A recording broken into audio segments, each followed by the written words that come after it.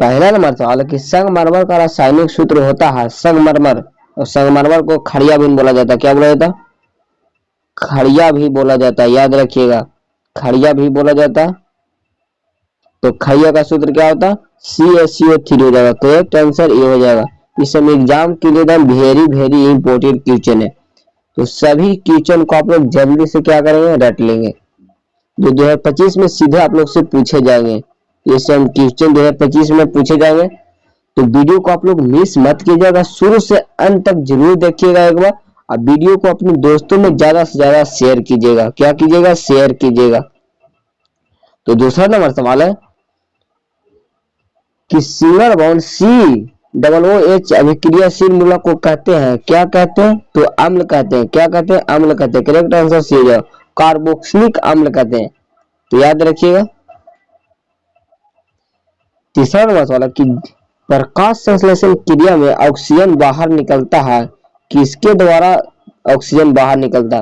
तो किसके द्वारा निकलता? जल के द्वारा निकलता। किसके द्वारा? जल के द्वारा। करेक्ट आंसर ये हो जाएगा। जल का सूत्र क्या होता है? H2O हो जाएगा। H2O हो जाएगा, याद रखिएगा। मैग्नीशियम पाया जाता है, मैग्नीशियम किसमें पाया जाता है? मैग्नीशियम किसमें पाया जाता है? तो क्लोरोफिल में पाया जाता है। किसमें पाया जाता है? क्लोरोफिल में। करेक्ट आंसर ये हो जाएगा। और यहाँ से दो क्वेश्चन और बनेगा कि लाल रक्त कण का जीवन काल कितना होता है? आरबीसी, आरबीसी का जीवन काल कितना दिन का होता है? तो 120 दिन का होता है। कितना दिन का होता है? 120 दिन का होता है। और श्वेत रक्त कण का मतलब डब्ल्यूबीसी, डब्ल्यूबीसी का जीवन काल कितना दिन का होता है? तो 12 से 20 दिन का होता है, याद रखिएगा। ये दोनों एग्जाम के लिए काफी इंपोर्टेंट सवाल है, हर साल एग्जाम में पूछे जाते हैं, तो आप लोग याद रखिएगा।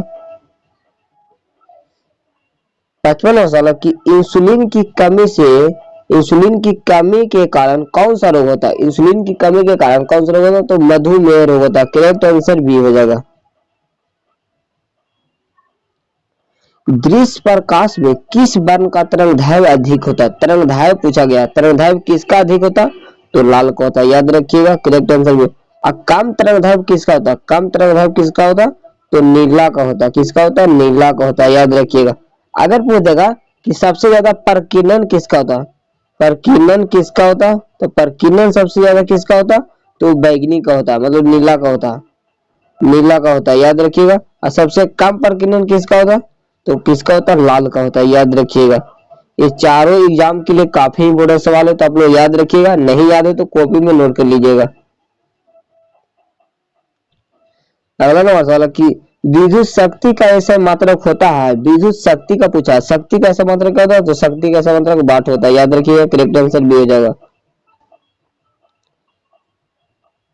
अगला सवाल है कि विद्युत बल्ब का तंतु बना होता है, विद्युत बल्ब का तंतु बना होता है तो टंगस्टन का बना था। किसका बना था? टंगस्टन का। करेक्ट आंसर सी हो जाएगा। अगला सवाल है कि नाभिकीय ऊर्जा प्राप्त करने हेतु आवश्यक है, नाभिकीय ऊर्जा प्राप्त करने हेतु आवश्यक क्या? तो यूरेनियम होता है। क्या होता है? यूरेनियम से प्राप्त किया जाता है। करेक्ट आंसर सी हो जाएगा। अगला सवाल है कि ग्लोबल वार्मिंग, वार्मिंग के लिए उत्तरदायी गैस है, उत्तरदायी गैस क्या होता है? तो CO2 हो जाएगा। करेक्ट आंसर सी हो जाएगा। अगला सवाल है कि लिटमस विलियन बैगनी रंजक होता है जो निम्न में से किससे निकाला जाता है? किससे निकाला जाता है? तो लाइकेन से निकाला जाता है। किससे निकाला जाता है? लाइकेन से। करेक्ट आंसर ये हो जाएगा। अगला सवाल है कि जब सोडियम हाइड्रोक्साइड जिंक से अभिक्रिया करता है तो कौन सा उत्पाद बनता है? कौन सा उत्पाद बनता है? तो Na2ZNO2 प्लस H2 बनता है। करेक्ट आंसर डी हो जाएगा। अगला नंबर सवाल है कि किसी भी उदासीन विलयन का पीएच मान होता है, उदासीन विलयन का पीएच मान कितना होता है? तो 7 के बराबर होता है। करेक्ट आंसर बी हो जाएगा, याद रखिए। अगर पूछेगा अम्लीय, अम्लीय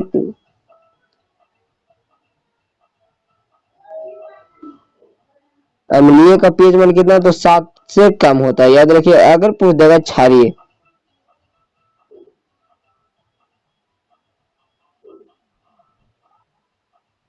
अगर पूछ देगा क्षारीय का पीएच मान कितना होता है?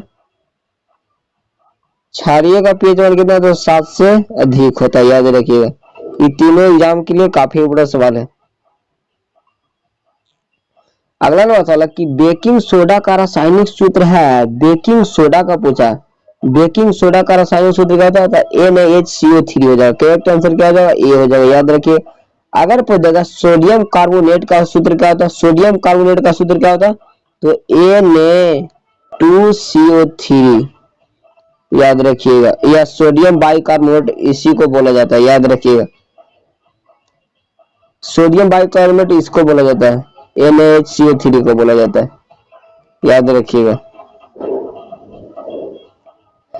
अगला सवाल है कि एक्वा रेजिया मिश्र में HCl एवं NHO3 का अनुपात होता है, HCl का अनुपात कितना होता है?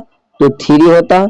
अगर इसका NHO3 का 1 होता है तो 3 अनुपात कितना हो जाएगा? 1 हो जाएगा, याद रखिएगा। करेक्ट आंसर हो जाएगा। द्विखंडन होता है, द्विखंडन किसमें होता है? अमीबा में होता है, या पैरामीशियम में होता है, या लिस्मानिया में होता है, या इनमें से सभी? इसका आंसर इनमें से सभी हो जाएगा। करेक्ट आंसर क्या हो जाएगा? डी हो जाएगा। फूल में नर प्रजनन अंग होता है, फूल में नर प्रजनन अंग क्या होता है? पुंकेसर होता है। क्या होता है? पुंकेसर होता है। करेक्ट आंसर है। अब मादा जननांग कौन होता है? मादा जननांग क्या होता है? ज्यांग होता है, ज्यांग होता है, याद रखिएगा।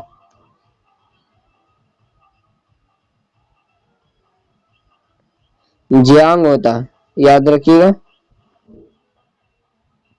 अंडाणु निषेचित होता है, अंडाणु निषेचित कहाँ होता है? तो फ्लोपियन नाल्का में होता है। करेक्ट आंसर सी हो जाएगा। आफ्टर लेंस का आवर्धन m बराबर होता है, आवर्धन m बराबर क्या होता है? तो v बटा क्या होता है? u होता है, याद रखिएगा। तो v बटा u किस में दिया गया? करेक्ट आंसर डी हो जाएगा, याद रखिएगा। अगर कि गोलीय दर्पण में फोकसांतर एवं वक्रता त्रिज्या के बीच संबंध है, क्या संबंध है? तो f बराबर r बटा क्या होता है? 2 होता है, याद रखिएगा। f बराबर r बटा 2 कहाँ? करेक्ट आंसर क्या होगा? सी हो जाएगा। या होता है r बराबर 2f होता है, ये भी हो सकता है। तो आप लोग का वीडियो कैसा लगा आप लोग कमेंट बॉक्स में बताइएगा। वीडियो को ज्यादा से ज्यादा शेयर कीजिएगा। तो आज के लिए इतना ही। जय हिंद, वंदे मातरम।